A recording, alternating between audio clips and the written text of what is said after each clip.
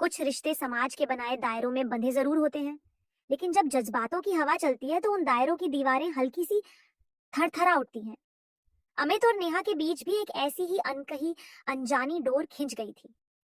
उस रात हुई एक छोटी सी घटना ने उनके बीच की उस बारीक लकीर को हमेशा के लिए धुंधला कर दिया, जिसे पार करने की हिम्मत दोनों में से किसी में नहीं थी। अगर आप जानना चाहते हैं कि उस खामोश रात की तन्हाई में उन दोनों की धड़कनों ने क्या फैसला किया, तो इस कहानी के आखिरी शब्द तक आपको उस कशमकश को महसूस करना होगा। अमित अपनी पढ़ाई पूरी करने के बाद पिछले कुछ महीनों से अपने बड़े भाई और भाभी के साथ शहर के एक छोटे लेकिन खूबसूरत फ्लैट में रह रहा था। भाई राहुल अक्सर बिजनेस के सिलसिले में शहर से बाहर रहते थे, इसलिए घर में ज्यादातर अमित और उसकी भाभी नेहा ही होते थे। नेहा स्वभाव से बेहद शांत, संस्कारी और खूबसूरत महिला थी। उसकी आंखों में एक अजीब सी गहराई थी, जो अक्सर अमित को अपनी ओर खींचती थी। अमित अभी 24 साल का एक युवा लड़का था, जिसके दिल में नेहा के लिए सम्मान तो था ही, लेकिन धीरे धीरे उस सम्मान के पीछे एक अनजाना आकर्षण भी पनपने लगा था। नेहा जब भी अपनी रेशमी साड़ियों के पल्लू को संभालते हुए रसोई में काम करती या अपनी खनखती चूड़ियों के साथ अमित को खाना परोसती, तो अमित की नजरें अक्सर उसकी कलाई, उसकी सुराहीदार गर्दन और उसकी कमर के झुकाव पर टिक जाती थी। नेहा भी इस बात से पूरी तरह अनजान नहीं थी। जब कभी अमित की निगाहें उसके चेहरे या उसकी पीठ पर ठहरती, तो नेहा के गालों पर एक हल्की सी लाली दौड़ जाती। वह तुरंत अपनी साड़ी को ठीक करती, लेकिन उसकी इस घबराहट में कोई गुस्सा नहीं, बल्कि एक अजीब सा सुकून छुपा होता था। वह जून के महीने की एक उमस भरी रात थी। दोपहर से ही आसमान में काले बादल छाए हुए थे और रात होते होते तेज आंधी के साथ मूसलाधार बारिश शुरू हो गई। बिजली की कड़कड़ाहट से पूरा शहर गूंज रहा था। राहुल उस रात भी एक जरूरी कॉन्फ्रेंस के लिए दिल्ली गए हुए थे। रात के करीब 11 बज रहे थे। अचानक पूरे इलाके की बिजली गुल हो गई। पूरा घर अंधेरे के आगोश में समा गया। अमित अपने कमरे में लेटा हुआ मोबाइल की रोशनी में कुछ पढ़ रहा था। तभी उसे लगा कि बाहर हॉल में कोई चल रहा है। वे हाथ में मोबाइल की टॉर्च जलाकर बाहर आया। उसने देखा कि नेहा रसोई की खिड़की बंद करने की कोशिश कर रही थी, जहां से बारिश का पानी अंदर आ रहा था। तेज हवा के झोंकों के कारण खिड़की का पल्ला नेहा के हाथ में नहीं आ रहा था और वह पूरी तरह से भीग चुकी थी। भाभी, रुकिए, मैं करता हूँ, अमित ने आगे बढ़ते हुए कहा। अमित ने नेहा के पास पहुंचकर खिड़की के पल्ले को पकड़ा और अपनी पूरी ताकत लगाकर उसे बंद कर दिया।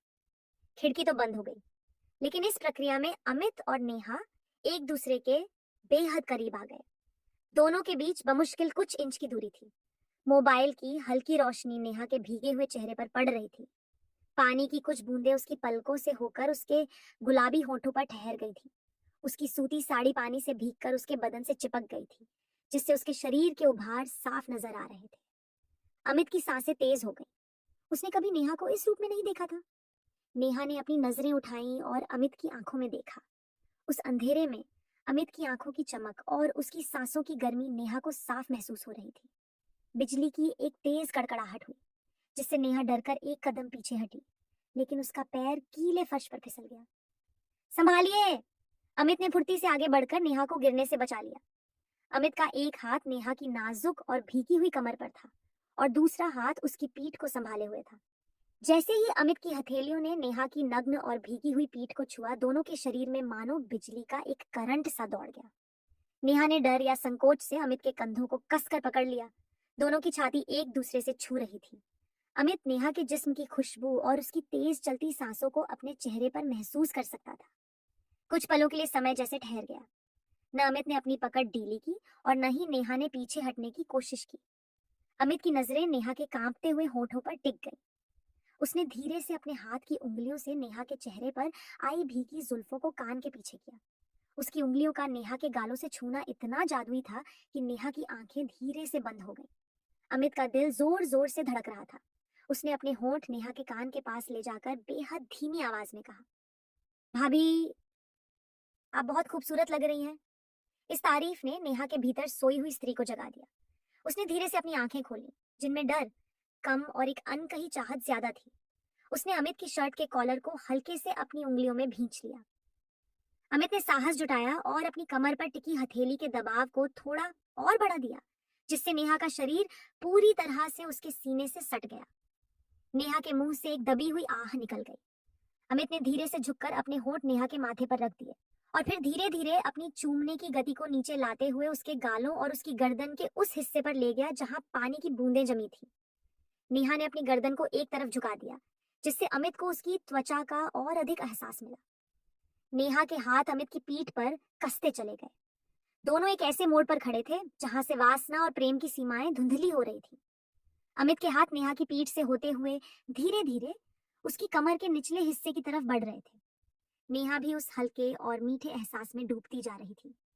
तभी अचानक बाहर गली में एक गाड़ी के हॉर्न की तेज आवाज हुई और साथ ही घर के इन्वर्टर ने एक हल्की सी बीप की आवाज की, जिससे हॉल का एक छोटा बल्ब जल उठा।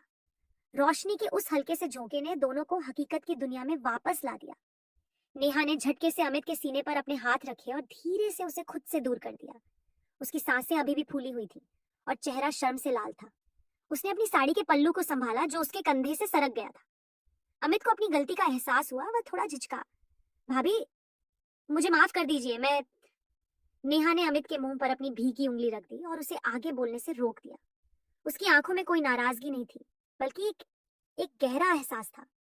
उसने धीमी मुस्कान के साथ कहा, सो जाओ अमित, रात बहुत हो गई है। नेहा मुड़ी और तेज कदमों से अपने कमरे की तरफ चली गई। अमित वहीं खड़ा रहा। उसकी हथेलियों में अब भी नेहा के बदन की वो रेशमी छुअन और हवा में उसकी खुशबू बाकी थी। वह समझ गया था कि रिश्ता अब भी वहीं था, लेकिन उस रात की खामोशी में दोनों ने एक दूसरे के दिल के उस कोने को छू लिया था जो हमेशा के लिए उनका एक खूबसूरत राज बन चुका था।